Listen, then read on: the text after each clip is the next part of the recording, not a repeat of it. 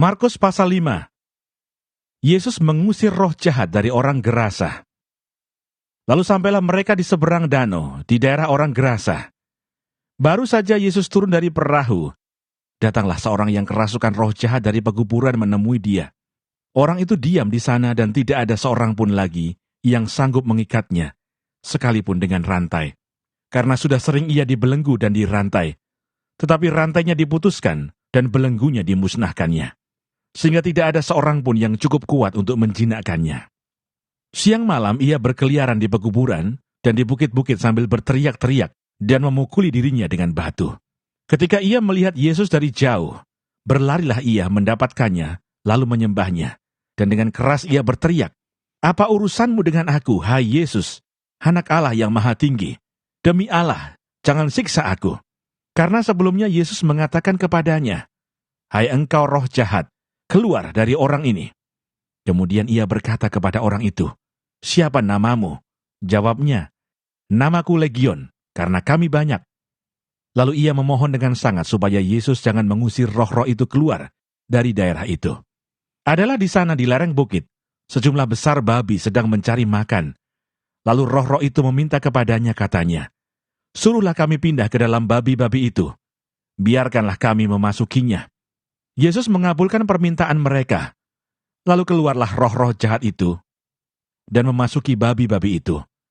Kawanan babi yang kira-kira 2.000 jumlahnya itu terjun dari tepi jurang ke dalam danau dan mati lemas di dalamnya. Maka larilah penjaga-penjaga babi itu dan menceritakan hal itu di kota dan di kampung-kampung sekitarnya. Lalu keluarlah orang untuk melihat apa yang terjadi.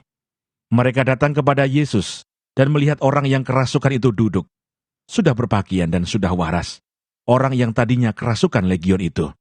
Maka takutlah mereka. Orang-orang yang telah melihat sendiri hal itu menceritakan kepada mereka tentang apa yang telah terjadi atas orang yang kerasukan setan itu dan tentang babi-babi itu. Lalu mereka mendesak Yesus supaya ia meninggalkan daerah mereka. Pada waktu Yesus naik lagi ke dalam perahu, orang yang tadinya kerasukan setan itu meminta supaya ia diperkenankan menyertai dia. Yesus tidak memperkenankannya, tetapi ia berkata kepada orang itu, "Pulanglah ke rumahmu, kepada orang-orang sekampungmu, dan beritahukanlah kepada mereka segala sesuatu yang telah diperbuat oleh Tuhan atasmu, dan bagaimana ia telah mengasihani engkau." Orang itu pun pergilah dan mulai memberitakan di daerah Dekapolis segala apa yang telah diperbuat Yesus atas dirinya, dan mereka semua menjadi heran. Yesus membangkitkan anak Yairus dan menyembuhkan seorang perempuan yang sakit pendarahan. Sesudah Yesus menyeberang lagi dengan perahu, orang banyak berbondong-bondong datang lalu mengerumuni dia, sedang ia berada di tepi danau. Datanglah seorang kepala rumah ibadat yang bernama Yairus. Ketika ia melihat Yesus, tersungkurlah ia di depan kakinya dan memohon dengan sangat kepadanya, "Anakku perempuan sedang sakit, hampir mati. Datanglah kiranya dan letakkan tanganmu atasnya, supaya ia selamat dan tetap hidup." Lalu pergilah Yesus dengan orang itu. Orang banyak berbondong-bondong mengikuti dia dan berdesak-desakan di dekatnya. Adalah di situ seorang perempuan yang sudah 12 tahun lamanya menderita pendarahan. Ia telah berulang-ulang diobati oleh berbagai tabib, sehingga telah dihabiskannya semua yang ada padanya. Namun sama sekali tidak ada faedahnya. Malah sebaliknya keadaannya makin memburuk. Dia sudah mendengar berita-berita tentang Yesus.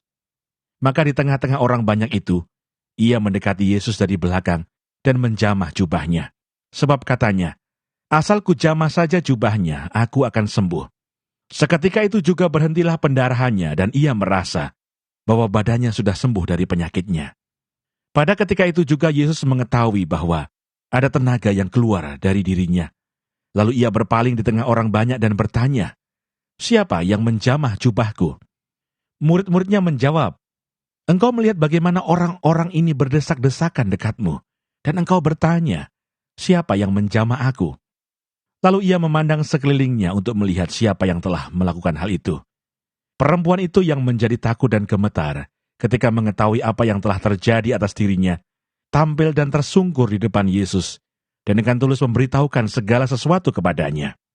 Maka katanya kepada perempuan itu, "Hai anakku, imanmu telah menyelamatkan engkau.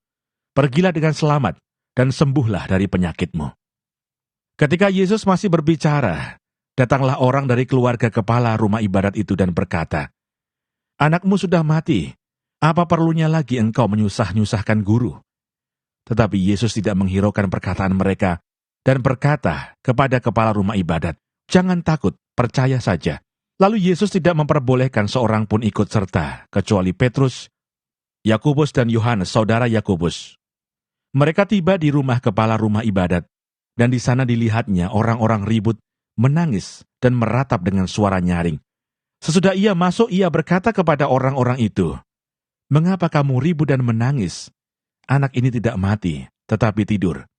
Tetapi mereka menertawakan dia. Maka diusirnya semua orang itu, lalu dibawanya ayah dan ibu anak itu, dan mereka yang bersama-sama dengan dia masuk ke kamar anak itu. Lalu dipegangnya tangan anak itu, katanya, "Talita kum," yang berarti, "Hai anakku, aku berkata kepadamu, bangunlah."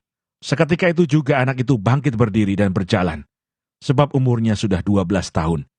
Semua orang yang hadir sangat takjub. Dengan sangat ia berpesan kepada mereka, supaya jangan seorang pun mengetahui hal itu. Lalu ia menyuruh mereka memberi anak itu makan.